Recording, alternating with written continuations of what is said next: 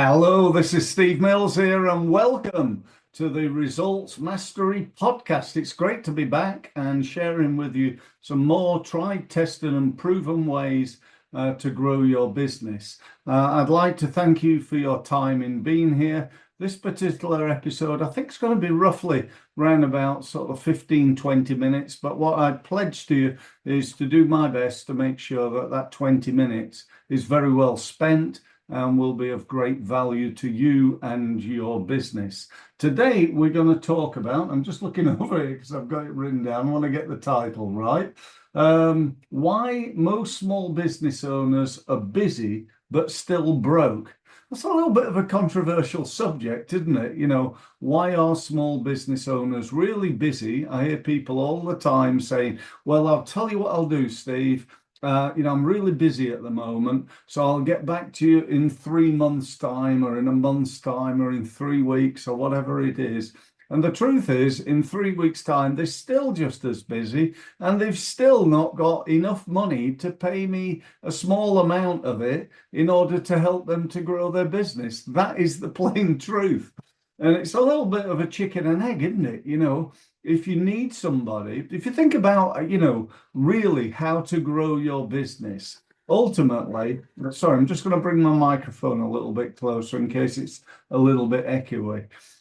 So ultimately, it's about how to grow your business, and how to do that is to become better at selling and marketing what you do.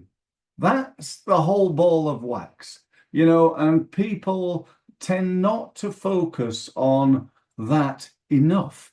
They spend a little bit of time marketing. I hear people all the time telling me things like, well, we don't really do much marketing. We go networking, and we got a lot of repeat business. Repeat business is great. Networking can be great, but often isn't.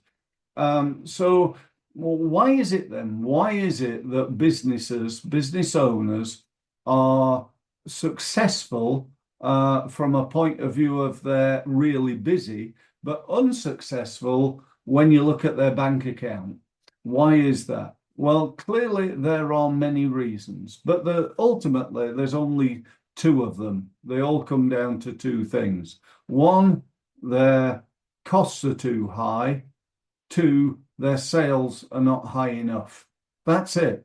If your business turns over, I'll use 100, and that could be 100 million or 100,000. It doesn't really matter from this example point of view. But if your business turns over 100 and your costs are 50, then you're going to make £50,000. I can tell you that, even though I'm not an accountant. I'm good enough at maths and business finance to know that. I can tell you're really impressed with that. 100 grand turnover, 50 grand costs. So your profit is £50,000. So how do you increase your profit, which is really what we're talking about here? If you want to be more successful, have more money, able to do all the things you want with your family and friends, and your lifestyle and your house and your car and your holidays and so on and so forth, then you've got to become more profitable. Okay, it doesn't matter, if you turn over 10 million and your costs are 11 million, you ain't going to be in business for too long. So let's look at number one. There is always, I'm going to say absolutely always, an opportunity to save money. If your costs are 50,000, there's maybe 5,000, maybe 10,000 even that you could save. You could cut back on things. You could switch the light out so your electricity bill is not as high. I'm being a little bit facetious here and going, a little bit anal in terms of all the little things, but these little things do add up. There's probably software that you're paying for that you're not using. There's people who are working for you that perhaps are not really pulling their weight. There's loads of things that you could do in order to reduce your costs.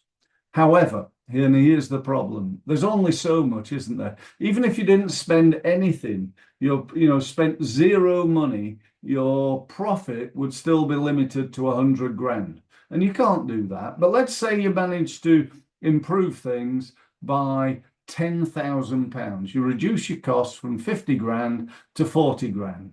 Okay, now you're into £60,000 worth of profit. That's not bad, is it? However, if you then look at the other side of the scale and start thinking about what could you do to turn the 100 grand into 150 grand, into 200 grand, into 300 grand, into 3 million, into 30 million. Yes, I know your costs are going to go up at the same time. Again, not being a financial wizard, but I do know that, probably, unless you did like, I don't know, an AI business or a virtual business, but let's just assume your costs are going to go up as well to some extent. But you're making 60% profit now. So as long as you keep that effective, then that's great. If your income goes up to £1 million, then potentially you're spending 400,000. But in actual fact, you're still making 60% profit. In other words, £600,000 worth of profit. And the truth of the matter is your costs probably won't go up by a corresponding amount. There'll be less because of your fixed costs. Anyway, let's focus on this thing of, I'm going to talk to you now about 3 things that I think you need to do every single week in order to improve your sales side of your business. Okay? So now there are many things you ought to be measuring and many things you ought to be doing. And I've spent the last 30 years helping businesses to become more effective growing their profit. That's ultimately what I do. I help businesses to make more profit. And here's my top 3 things that I think so many businesses miss out on. Firstly, number 1, think about your lead generation. This is your number 1 thing here. Not number 1 in terms of being the most important, but the first thing you need to think about is how many leads are you generating and where are they coming from? That's a real key performance indicator, a KPI within your business. Where are your leads coming from? So if you're not measuring that and you started measuring that, you would see and understand a really basic but important part of your business, knowing where your leads are coming from and how many you're getting. Now, the next stage of a lead then is got to be, the conversion rate of that into meetings. Not always. Sometimes people will come to a website, see a product or service and sign up for it, put their credit card in, and you don't have a meeting. I fully respect and understand that.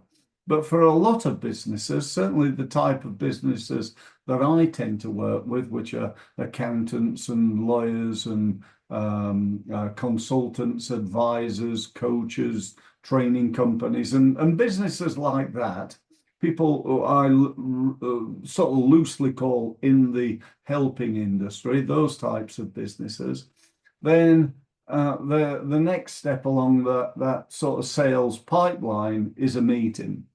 So let's assume again for easy reckoning that you get 100 leads per day, per week, per month, per year. I'll use month. Okay, so currently getting 100 leads per month, which pretty good if you're a consultant and you're getting 100 leads, or an accountant, you're getting 100 leads, you're doing fantastically well. But I'm just trying to work on percentages. So 100 leads. The next key performance indicator is how many of those turn into meetings. So if somebody inquires, they maybe contact you through email, they maybe contact you through LinkedIn, other social media, or WhatsApp, whatever it is, how many of those do you turn into meetings? And let's say at the moment you do 50%. 50% of those turn into meetings. So you got 50 meetings and 50 that don't. go anywhere. You know, they change their mind, or they bought from somebody else, or they don't want a meeting. They were just finding out how much it cost, and so on and so forth.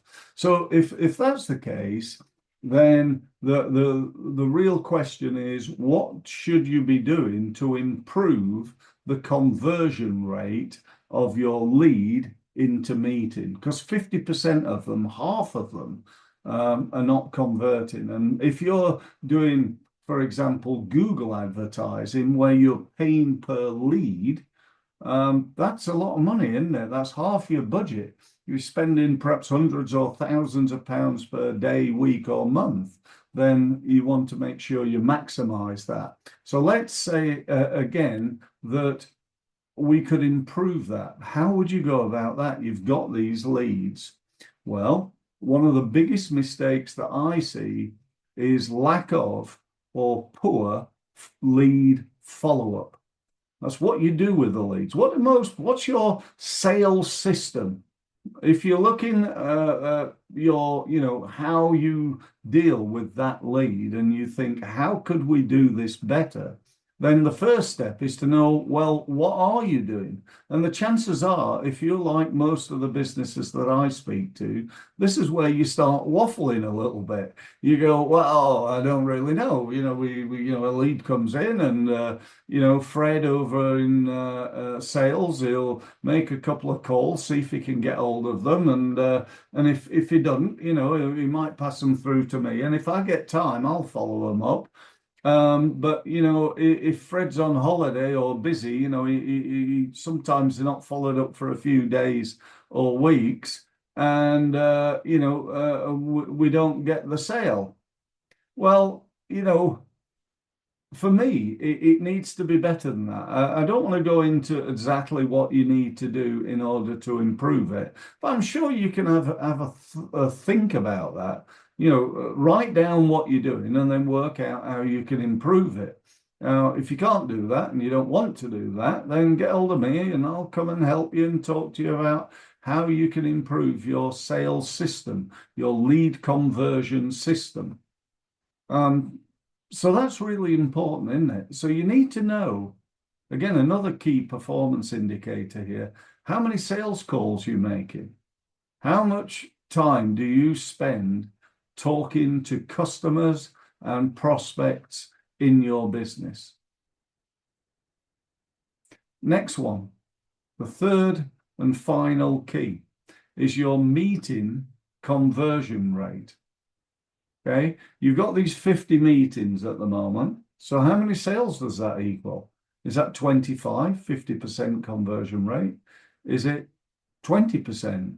Is it 75%? Whatever it is, I wonder whether it could be improved. Excuse me.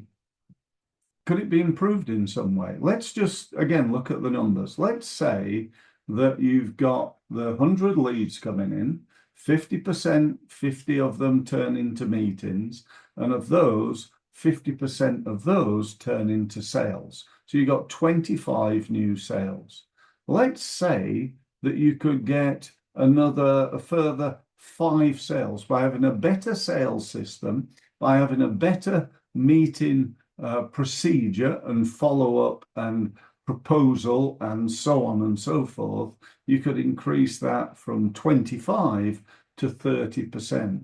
Perhaps you could go to 35%, who knows? That's only a 10% increase, but can you see percentage-wise how much that would grow your business? That's by about, I've not quite worked this out, but I'm going to say it's about 25 to 30% growth in your business just by increasing the conversion rate of your meetings from 25 out of 50 to 35 out of 50. Okay, now here's where it compounds. If you increase the number of leads by, let's say, 10 or 20%, from 100 to 120, then you increased the number of meetings that you got from 50 to, say, 60, then you increased the number of sales you got from 25 to the 35 we've just mentioned, then you're not growing your business by 10% or 20% or even 30%. You're growing your business, give or take, because I've made these numbers up, by somewhere in the region of 40 to 60% growth in your business. Now imagine if you could go from 100 leads to 150 leads, from 50 meetings to 80 meetings, from 25 sales to 50 sales out of the 80 meetings. That is what I call geometric growth. That's significant growth in your business by maximizing your results from each and every element of your sales and marketing. And that, my friends, is what I've spent over 30 years doing. That is what I've spent all that time learning from the best people in the world at sales, marketing, and business growth. And that, my friend, is what I'd like to bring to your business. I can help you to make at least, if you look behind me, you see that there? 30 years experience, over 10,000 clients. My biggest client ever made 46 million from 10 minutes of my advice. And on average, they make 45% growth in the first 12 months. Some of them make 200, 300% growth. Others don't take so much action. They don't get so much growth. This is about putting time, money, and effort into growing your business. And that's what I'm a specialist in. If you want to know more, if you want to find out how and whether this will work for you, then book a free meeting with me. Get yourself signed up. You can do so at results-mastery.com. Get a meeting booked, and we'll talk about how I can add you to my list of 10,000 clients who've made it on average of 45% growth in the next 12 months. How would that be? What a difference would that make to your business, to your life, to your income, and to the quality of your life and your family's life? Thanks ever so much for listening, and I look forward to meeting you very soon. Thank you. So thank you for listening. And if you've enjoyed this podcast, and even more, if you've benefited from it and you'd like to know more, you'd like more of my help, and you'd like to benefit from my nearly 30 years of experience working with and learning from the leading experts in the world in the area of sales and marketing, then here's what you need to do next. You need to go to my website, which is results-mastery.com, and use the gold button to book yourself a meeting on a one-to-one basis with me. Thank you very much for listening again, and I look forward to speaking to you very, very soon. Thank you.